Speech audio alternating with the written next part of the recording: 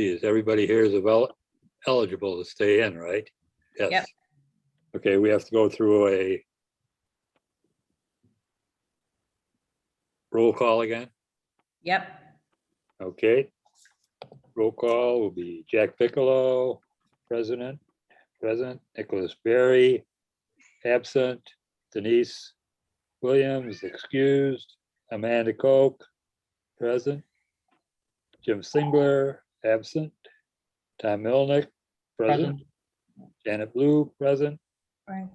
Steve Beneke, present, Vic, absent, John York, absent, Wayne Horn, absent.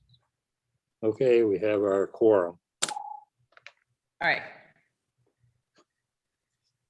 Start discussing.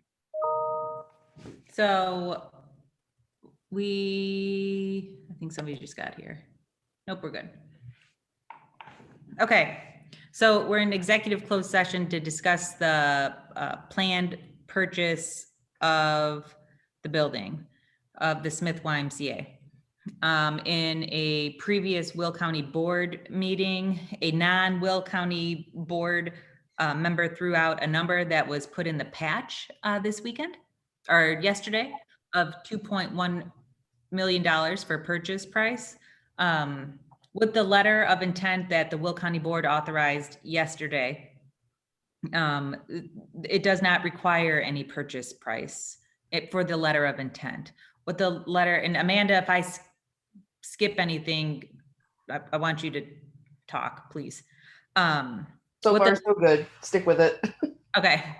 What the letter of intent actually does is expresses Will County's interest in purchasing the property and what their intent will be for the property. It is not, it's not an offer on anything yet, because what needs to happen if our letter of intent is accepted by YMCA and we can start exploring this, we need to get a comparison of the properties, which is going to be difficult to do. We do know that there was another party that was interested that was talking to the Y that is no longer interested in the number that they were told that the YMCA was comfortable with was between 2.5 and 3. And once we found that out, I started asking questions about, utilities, what buildings updates, what does a topographical map look like? How much of the land is actually going to be suitable for housing? How much is suitable for gardening? We need to get a soil sample. We need lots of these other things that will have to come out of whatever our offer is, right? So the 2.1, knowing that the HVAC system is going to need to be updated, knowing that we're going to need to get on top of the roof and check that out, because I believe the building was built in the early 70s. There could be, I doubt it, but there could be wiring that needs to be done. But all of that surveys and building walkthrough and all of that stuff is not going to come until after, if the YMCA accepts the letter of intent from the county executive's office. The initial call for this meeting was getting up to the acceptance of the letter of intent was not an easy road to get there. There was lots of miscommunication or no communication and forced communication to get us to this point. Amanda was very helpful with that, because we were on the Modern Community meeting at 3:00 last Tuesday, the day of our board meeting. There was a meeting at 11 saying we don't think there's a funding. It was confirmed at 2:40 p.m. that the 1.5 was gone. We presented. We were supposed to present at the executive committee meeting on Thursday and reviewing the agenda on Wednesday. We were removed from that agenda, which set me to see red, because it was at the committee's request that we be on the agenda, and then they removed it. But anyways, we plowed through and we got it done as of yesterday at like 12:58 in the afternoon. So with all that being said, what we need to consider is when we just passed the recent budget, it was under the impression that the 1.5 was still secure and we were gonna able to purchase housing. Then we found out the 1.5 was not there anymore. And our budget that was passed was made under the impression that the 1.5 was there. So we're not going to need to put veterans into hotels like we did in 2019, 2018. We'd be able to place them into our housing and give the wraparound services that we've been giving and not have to fund a hotel or worry about hotel stays anymore. So do you guys have any questions about that? I feel like I'm talking a lot. Do we have an idea of what the capacity of the hotel, the Y would be? Mm-hmm. So in working with the Veterans Community Project based out of Kansas City, their Kansas City location is on 3 acres and there's about 33 tiny homes, I think, they're very close together. But I don't think Will County, we could definitely possibly fit the 33, obviously on, 10 acres easily. But what our next steps are going to be is I've been talking to the city of Joliet and they actually called while we've been on this meeting about zoning. So we have to go through their zoning board to get a zoning variance, because right now the property is zoned as an RB, which is restricted business, and we either need to do a PUD request, which is a public unit development, which means you can have multiple things on there, like a campus, like a college campus. So it's not residential, but it's a whole thing, because we're going to need agriculture, we're going to need business for grocer, and we're going to need residential, much like a college campus. Or we're gonna have to figure out if it's all gonna be dependent on the zoning for the capacity. I'm sure if we put 50 on there, we would easily get 50 veterans from around the area. But with this being Will County specific and VAC specific, there's no way VAC has the capacity to do 50 single units. My goal today would be 12. 12 is doable. 12 is what we've consistently had in the hotel. 12, we can handle transportation, we can handle medical, we can handle all of that stuff. Anything beyond 12 would make me a little uncomfortable at the go. So would they be housed in the property itself then? No. They're going to tiny homes? Yep. Okay. The word tiny home is not palatable for many people.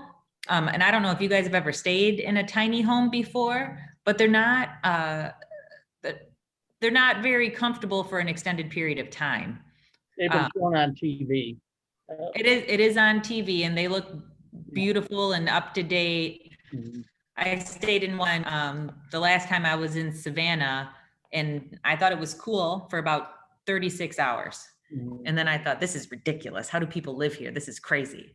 But we'll do, it's called a passive house design is my goal, where it's very environmentally friendly. Sorry, that's my dog. Even from the design of the building to the peak of the roof to the placement on the land with the jet stream that goes across the land. And we've been linked up with some developers that are very, very interested in doing that. And it would pretty much be free because they want to do a project like this that is larger scale, that has people in it, not just one family. So.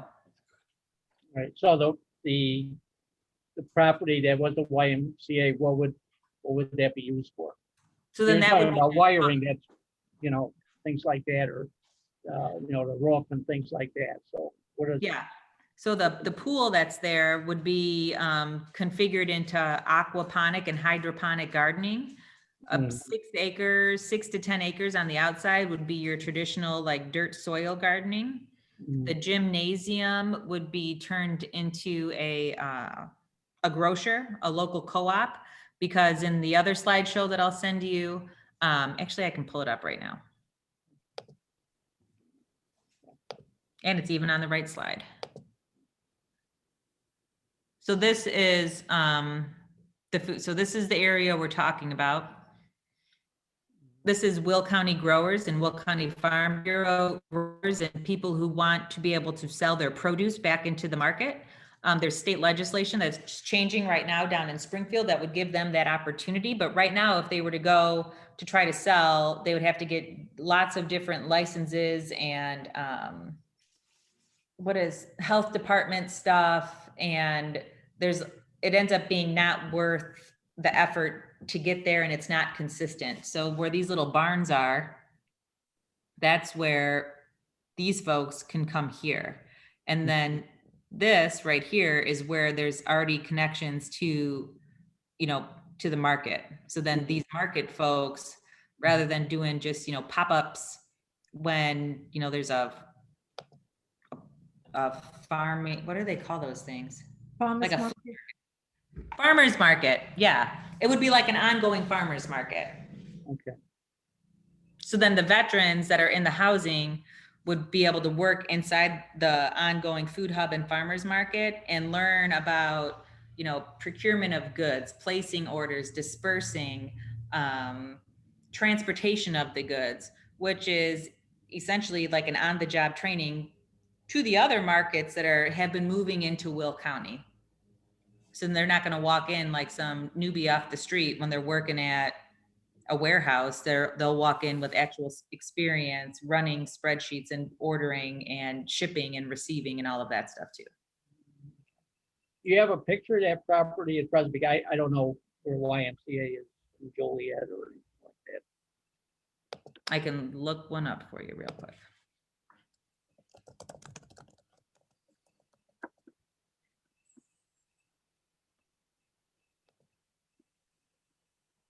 You know where Briggs Street is, Tom? Yeah, I believe so. I know I've been on Bridge Off Street. I-80. I know I've been on Bridge Street, but I couldn't see. It was more like when it sounded like something that I was on a detour going over to Scott Street. Yeah. Yeah. All right. Yeah, when they were working on the bridges. Yeah, it's closed now. They're working on the railroad tracks. If you can't find it, it's okay. I got one for you. So this right here is the pool inside the YMCA, which already has the proper like ventilation, irrigation with all the pool drains, ceiling height, all of that stuff. The pool will no longer be a pool, and that's where the hydroponic and aquaponic gardening would go. Okay. That's cool. Here, sorry. That's cool. I like Yeah. that. Yeah. This is a picture of the outside. Mhm. Now let's see what's down here.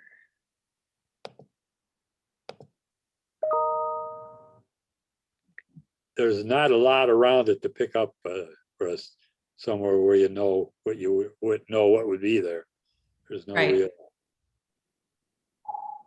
This is the inside of their gymnasium, and this is where the grocer food hub stuff would be in here. I don't have a good picture of that.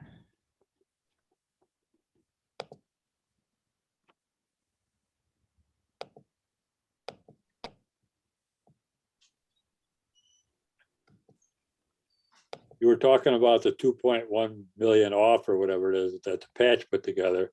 Mhm. In his article there, he had a bunch of bullet points or different stuff that the vote on it, who was moaning about not having time to do that is all. That's still gonna be a problem. It was voted on 15-9 or something. And I some of the sent board members complained that it was jerked on them too fast. And yes, they did say that. I reached out to the Republican caucus in April, the minority speaker. The same day I reached out to the majority speaker. I was able to schedule with the majority speaker and give her the information on the plans, and this is what we're thinking. So she was able to take it back to her caucus. I did not hear back from the minority speaker. And I reached out to him twice requesting, questions, concerns, comments, let me get you the information, the details. We were unable to connect, but he did call me yesterday at 4 o'clock. I did receive that voicemail today. In the meantime, yesterday after the board meeting where they voted on it, I reached out to Mimi Cohen, who is the speaker of the board. And, I showed her that I was trying to reach into the Republican caucus to get the information to them, and asked her for help on, answering questions that were presented. And what was decided is to let's just let it rest for a little bit so people can do their own research and all of that stuff. And then we can revisit the conversations at a later date. And I said, okay, I will follow your lead. Okay, because like I say, it looked like it was pretty well a party line vote. Oh, yeah. Mhm. For sure.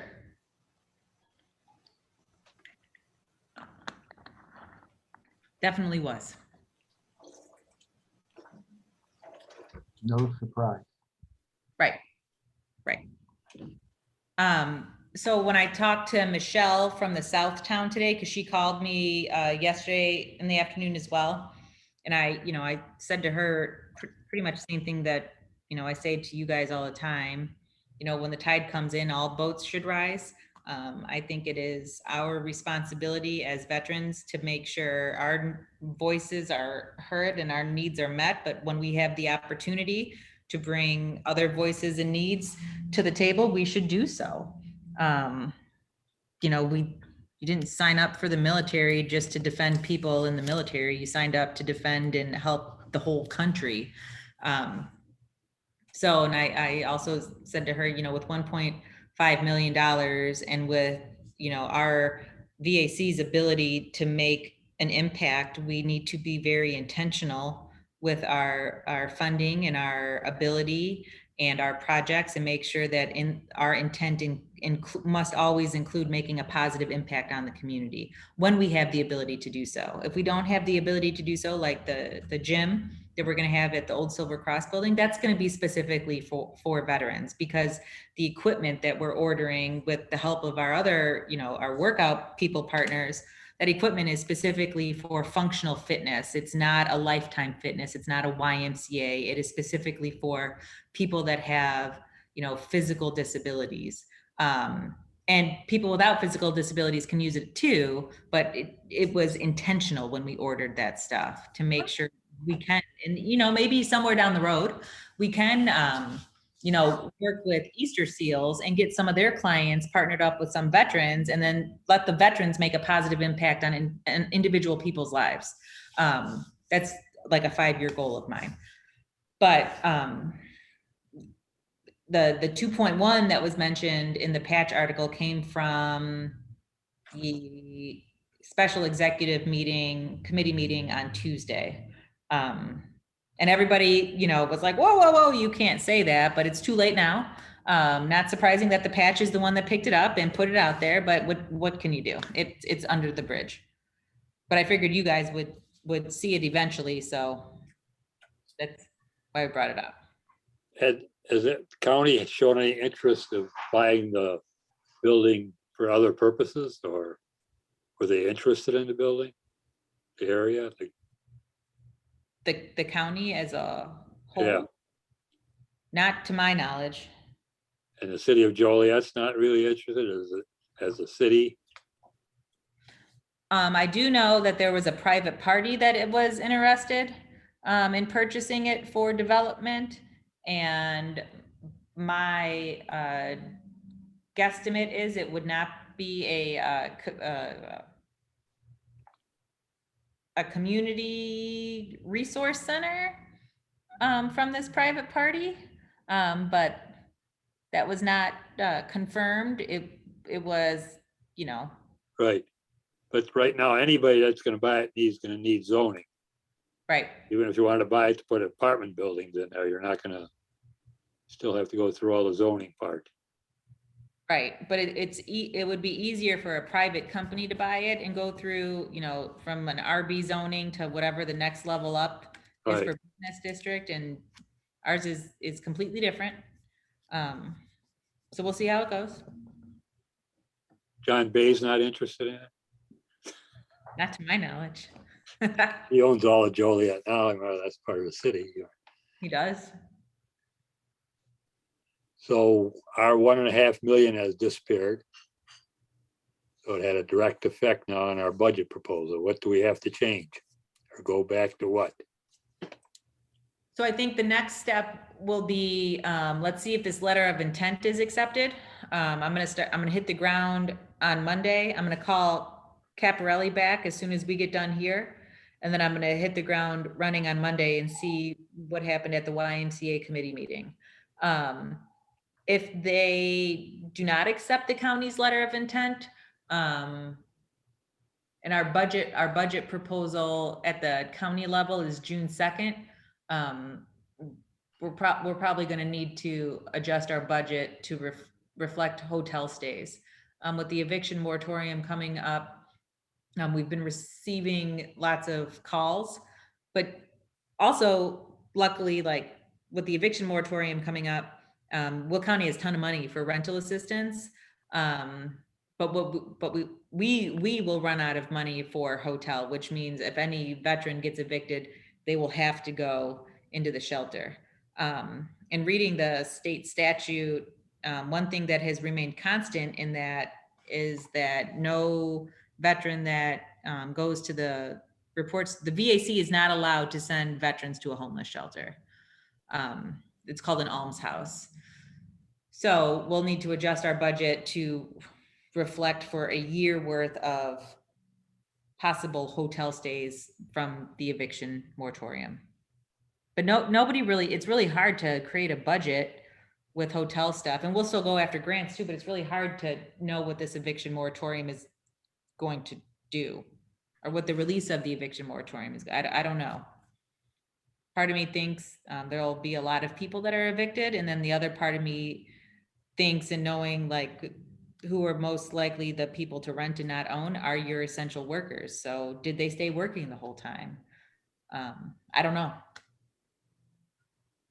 But factoring in the motel in our budget could be pretty expensive. Correct. Hotel daily rates add up quickly and They do. They do. Our big money. We're gonna go after phase 38 FEMA dollars again, which gives us 30 days in the hotel, not in our current hotel budget. And 30 days in the hotel is about, after 30 days, you lose the taxes. So it's about $2,700 a month. So if we take that times, let's just figure 5, maybe we just cut it back to 5 and work with our other partners. Hopefully they'll do hotels. We can go from there. We are going to work with Will Grundy Medical Clinic, who's getting $450,000 in emergency solutions grant for other shelter, which is hotel stays. But under the ESG grant, you can only use up to 2 months in a hotel. So then we could pick up on after the 2 months, or they could pick up after a month. We'll have to work it out. Okay. So right now, we can't make a decision one way or the other till we find out what's gonna happen with their intent or whatever it is. Yes. So we might need another special meeting to do the budget coming up. Yes. Okay. Anybody else got any questions or want to be totally confused like I am? Just hope for the best. A lot of information. Yeah, too much really to, And our next meeting, monthly meeting, then are we gonna table, we'll have to look over all of the PowerPoints, everything that you sent us, put that on the agenda to discuss, any questions after we review that or what? Yeah, Okay, we can do that, and I'll send it out to everybody, the PowerPoints. everybody that gets invited to the meeting, I'll send all those PowerPoints to. Okay, thank you. Yeah, we'll have to get back to answer questions. I'm sure you'll have. So Right, I say we're not gonna just make any decision right now, sort of everything till more facts come in, I guess. Mhm. right. Okay. But it's pretty exciting. Hopefully it'll go through. This will be the first of its kind in Illinois. Mhm. It's Yeah, kind of that's- nice being the first all the time, but then it's also kind of scary. Because then you got to think of all the problems you might have. And if you should have that problem, what are all your, it's a lot. Yeah, but it's a new initiative, and we can only expect stuff that we've never come across before. So we Right. have to tackle them one at a time.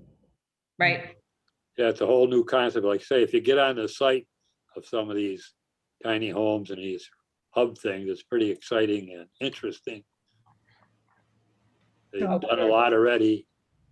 And they've taken Wondering, chances and Is there any community opposition, anything like that?